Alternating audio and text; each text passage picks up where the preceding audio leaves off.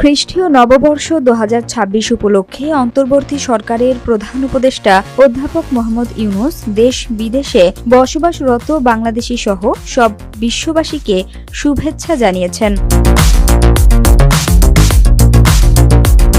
নববর্ষ সামনে রেখে গতকাল বুধবার দেয়া এক বাণীতে প্রধান উপদেষ্টা এ শুভেচ্ছা জানান।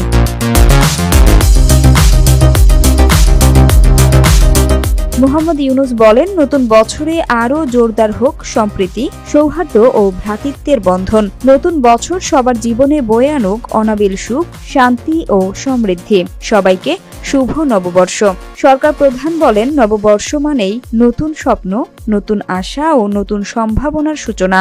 নতুনের এই আগমনী বার্তা আমাদের উদ্বেলিত করে, সব গ্লানি ভুলে সুন্দর আগামীর পথ চলার জন্য যোগায় নবোদ্যম ও অনুপ্রেরণা। একটি গণতান্ত্রিক বাংলাদেশে আমরা সবাই দেশকে ভালোবেসে মানুষের কল্যাণে সর্বশক্তি নিয়োগ করব, এমন আশা প্রকাশ করে প্রধান উপদেষ্টা বলেন, নতুন বছরে সব চ্যালেঞ্জ একসঙ্গে মোকাবেলা করে একটি সাম্য ও ন্যায়ভিত্তিক বৈষম্যহীন বাংলাদেশ গড়ে তুলব।